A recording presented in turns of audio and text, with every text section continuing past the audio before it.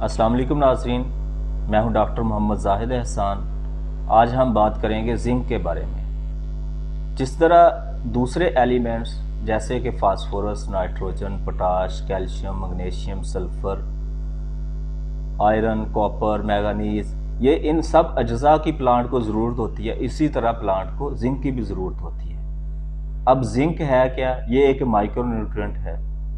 Micro nutrient का मतलब है कि पौधे को बहुत थोड़ी मकदार में इसकी ज़रूरत होती है, जैसे कि ग्रामों के अंदर 200 से 300 ग्राम पर एकड़ ये इनफ है। इतना अगर ये पौधा इसको अपटेक कर ले, लेकिन हम इसको किलोग्राम्स में इस्तेमाल करते हैं। वो उसकी वजह भी मैं बताऊंगा कि हम इसको इतना ज़्यादा क्यों इस्तेमाल करते हैं। अब अगर जिंक के फ़ायदे देखें कि जिंक हम क्यों इस्तेमाल कर रहे हैं, जिंक का पहला फ़ायदा ये है कि ये पीएच को कम करता है। हमारी ज़मीनें क्योंकि असासी हैं, उसमें नमकियात हैं, उसकी पीएच बहुत ज़्यादा है। पीएच ज़्यादा होने की वजह से ज़मीन की क्वालिटी बड़ी लो है, उसमें ऑर्गेनिक मैटर कम है, जो उसके अंदर बायोमास है उसकी डीकम्पोजिशन या तोड़ फोड़ नहीं होती, वो पड़ा रहता है। जैसे कि आपने कॉटन को काटा है, कपास की फसल काटी है, या चावल काटे हैं, या मकई काटी है, या आपने गंदम काटी है, तो जो उसका जितना भी बाकियात हैं वो ज़मीन के अंदर पड़ी रहती हैं, वो गलती सड़ती नहीं है। क्यों? क्योंकि हमारी ज़मीनों की पीएच जो है ना वो ज़्यादा है, और ज़्यादा होने की वजह से उसकी तोड़ फोड़ का अमल बहुत स्लो है। तो जिंक क्या करता है? जिंक ज़मीन की पीएच को कम करता है, और ऐसी महंगी खादें जैसे कि फास्फोरस वगैरह हैं उसको अवेलेबल करता है। जब पीएच कम होगी तो ऐसी साइट्स या सॉइल के ऐसे पार्टिकल या ज़रे जिसके साथ फास्फोरस पक्का बॉन्ड बना के बैठी हुई है, वो उसको छोड़ देगा और वो पानी के अंदर आ जाएंगे।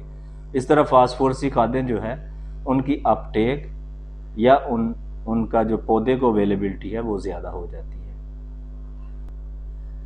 इसी तरह जिंक का पौधे की बढ़ोतरी के अंदर बहुत अमल दरामद है। ऐसी फसलें जिसके लिए फार्मर या हमारे काश्तकार भाई क्या करते हैं कि वो फसल का कद बढ़ाने के लिए ज़्यादातर यूरिया खाद इस्तेमाल करते हैं, जो नाइट्रोजन का सोर्स है। बाज़ दफ़ा ऐसा होता है कि हम यूरिया भी बहुत ज़्यादा इस्तेमाल कर रहे हैं, लेकिन उसके बावजूद फसल का कद नहीं बढ़ रहा है। तो ऐसी ज़मीनों में आप जिंक इस्तेमाल करें।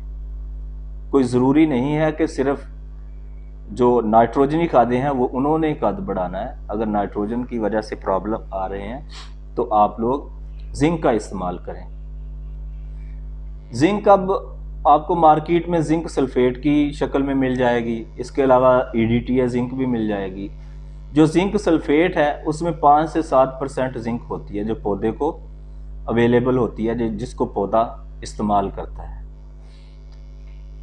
लेकिन जो ईडीटीए जिंक है वो 15 से 20% तक होती है, और वो पौधे को इजीली अवेलेबल भी होती है, आसानी से मिल भी जाती है।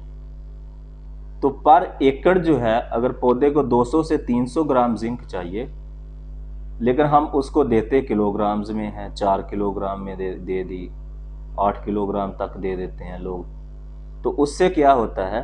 वजह सिर्फ ये है कि वो सिर्फ 5% अवेलेबल है। अगर आपने तो इतनी ज़्यादा खाद इस्तेमाल क्यों करते हैं फार्मर? सिर्फ इसलिए कि उसकी अवेलेबिलिटी 5 से 7।